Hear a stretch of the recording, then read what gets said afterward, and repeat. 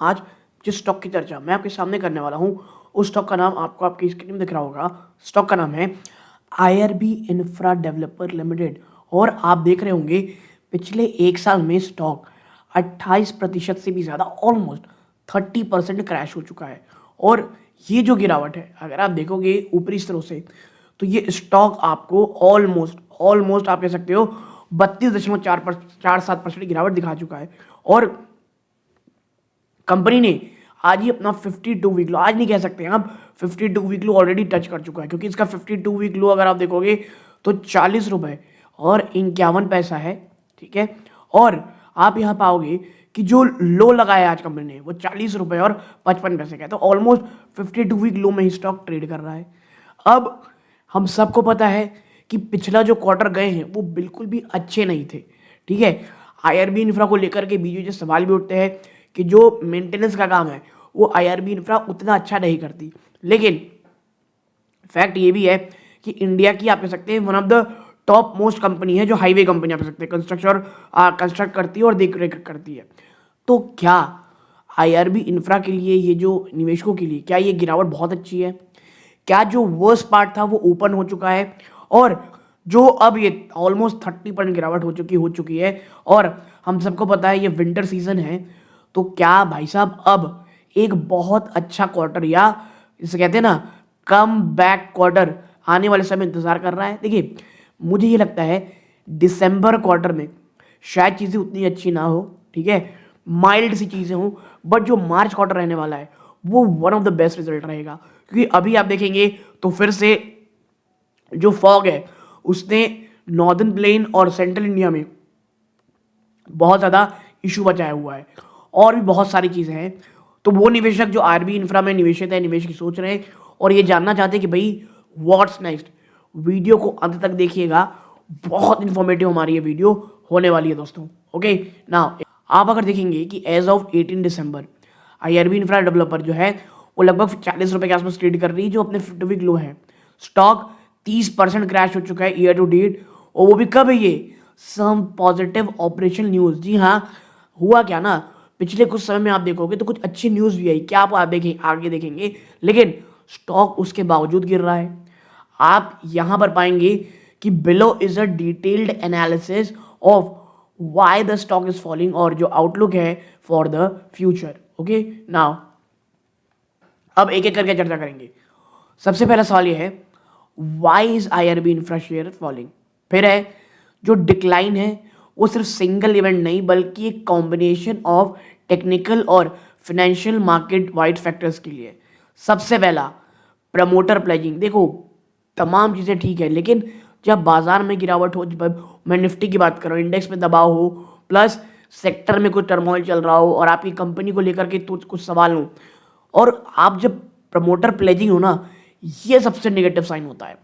और एक high percentage of promoter share, लगभग 55% प्लेज है, और एक वॉलेटाइल और गिरते हुए मार्केट में हाई प्लेज अक्सर देखा जाता है रिस्क बाय इंस्टीट्यूशनल इन्वेस्टर, क्योंकि उससे होगा क्या, आपने प्लेज थोड़े ऊपरी स्तरों में किए थे और आप बाजार के दबाव में लगातार स्टॉक गिर रहा है, तो होता क्या है, जिसके सामने आपने कह सकते हैं आपने इसको प्लेज किया, वो बोलेगा भाई बेच तू, और जब आपका स्टॉक ऑलरेडी गिर रहा है आप बेचते हो तो सेलिंग सप्लाई और आती है, तो आप एक ओवरऑल लूप में फंस जाते हो। ठीक है, फिर परसिस्टेंट डेट कंसर्न। देखो, वाइल जो कंपनी है ना, इसने मैनेज किया है टू रिड्यूस क्या चीज अपना, it's consolidated debt to equity ratio to around 0.96 से 1.02। जो एब्सोल्यूट डेट है, कर्जा है, वो अभी भी बहुत हाई है, लगभग 18,900 करोड़ रुपए का। इन्वेस्टर्स ये बहुत ज़्यादा कॉशियस हैं अबाउट जो एक हाई इंटरेस्ट आउटगो है in a high interest rate environment में। ठीक है, तो डेट एक और कर जाओ, यानी आप तो प्लेज कर रखे हो, डेट भी आपके पास, और देखो आप एक इंफ्रा कंपनी हो, सॉर्ट ऑफ इंफ्रा कंपनी आप कह सकते हैं, इंफ्रा कंपनी, लेकिन आपको कर्जे की जरूरत पड़ेगी, बट गिरते हुए बाजार में कंसर्न होता है। फिर weak long term fundamentals, despite अगर आप मजबूत रेवेन्यू देखोगे, जो आरओई है ना और रिटर्न ऑन कैपिटल एम्प्लॉयड है, वो हिस्टोरिकली बीन लो रहा है, लगभग 5 से 8% में, जो एक वैल्यूएशन ट्रैप होता है, एक वैल्यूएशन ट्रैप की ओर ले जाता है, वेयर स्टॉक आपको सस्ता तो बहुत दिखता है, लेकिन कोई भी हाई रिटर्न ये कैपिटल में जनरेट करके नहीं देता, और इसीलिए 40 रुपए के बावजूद कई लोगों को ये स्टॉक महंगा लगता है। ठीक है, फिर लार्ज ब्लॉक डील और इंस्टीट्यूशनल एग्जिट। देखो अर्ली 2004 और 2024-25 में क्या हुआ, कुछ बड़ी ब्लॉक डील्स हुई सेकेंडरी मार्केट साइकिल में बाय प्रमोटर और कुछ लार्ज फंड में, और वो भी डिस्काउंट में, जिसने एक ceiling on the stock price दिया, एज मार्केट बहुत स्ट्रगल किया कि वो एब्जॉर्ब कर पाए हाई वॉल्यूम्स ऑफ शेयर।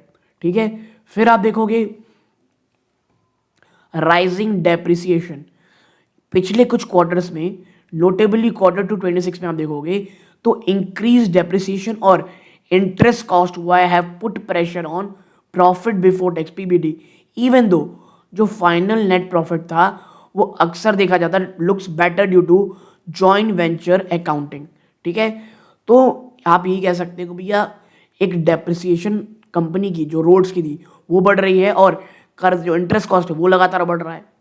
तो फिर दूसरा सवाल क्या होता है, रीजन तो पता चल गए, बट दूसरा सवाल ये है क्या वर्स्ट अब ऊपर हो चुका है क्या? ठीक है, क्या और ज्यादा गिरावट हो सकती है? तो देखो करेंटली स्टॉक टेस्ट कर रहा है सबसे वेरी स्ट्रॉन्ग सपोर्ट जोन जो लगभग 40.5 रुपए के आसपास है। Whether it has bottomed out depend on two perspective. क्या आप देखें यहां पे,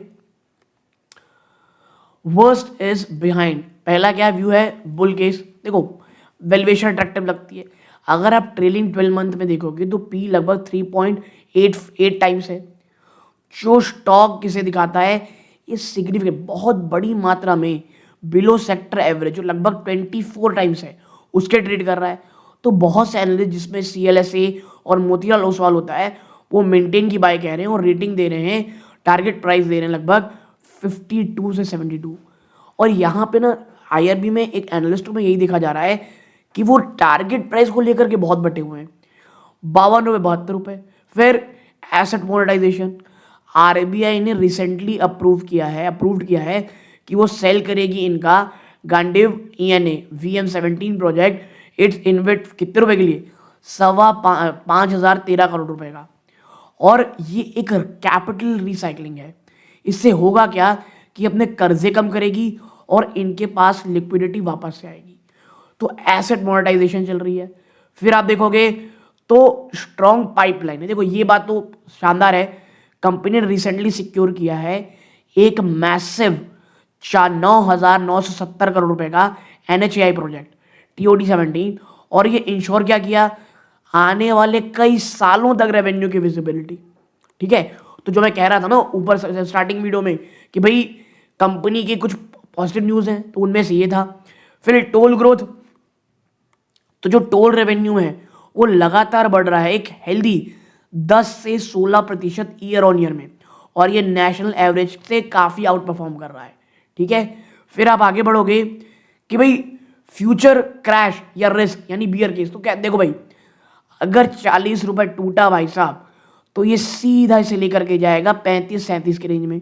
तो पहला तो आपको ये दिमाग में रखना है।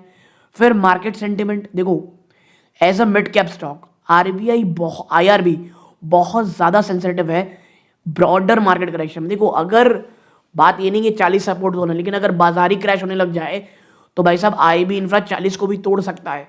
ठीक है, और फर्दर अगर प्रेशर आता है निफ्टी में तो IRB इंफ्रा कोई दूध का धुला नहीं है भाई साहब, वहां भी गिरावट होगी। तो IRB क्या देखेगा, एज अ कोलैटरल डेब्ट, यानी गलती इनकी नहीं रहेगी, लेकिन जब सेक्टर पूरे के पूरे बाजार में गिरावट है तो as a mid cap stock आपको गिरना पड़ेगा। ठीक है, तो ये तमाम प्रकार की चीज़ हमें, ये कंपनी का कुछ फाइनेंशियल स्नैपशॉट अगर आप देखना चाहोगे तो 40 रुपए के आसपास ये है, और P रेशियो 3.77, इसका स्टेट अंडर वैल्यूड है, डेट टू इक्विटी 1.02। देखो 1 के अगर नीचे है बहुत अच्छा है, तो ये 1 के बहुत ऊपर नहीं, डेट इक्विटी मैनेजेबल लेकिन स्टिल हाई है। ये जो फैक्टर है ना, आप देखेंगे ये वाला प्रमोटर प्लेज 55%, ये मैं कहूँगा सबसे बड़ा रिस्क फैक्टर है। जिस दिन यहाँ पे कमी आप देखेंगे ना, समझ जाइएगा IRB इन्फर्मा एक बहुत शानदार एक री रेटिंग के लिए आपके सामने तैयार है।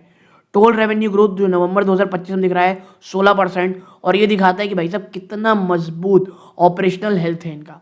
ठीक है, तो मैं आपसे यही कह रहा हूं कि stock is not a bad stock, लेकिन प्रॉब्लम भाई साहब यही यहाँ पे दिख रही है कि जो प्रमोटर का प्लेज है ये गले की फांस बना हुआ है, यही गिरावट दिखा रहा है, टेक्निकली वीक है और बाजार में गिरावट होती है, दो चीज़ें। वरना आईआरबी इंफ्रा के लिए रेवेन्यू विजिबिलिटी बहुत अच्छी है, वैल्यूएशन वाइज बहुत अट्रैक्टिव है, और भी बहुत सारी चीज़ें हैं। बट आपकी क्या राय आईआरबी को लेकर के सवाल थे, तो मुझे लगा ये वीडियो बनाना चाहिए। ये इस वीडियो का अंत है। जय हिंद।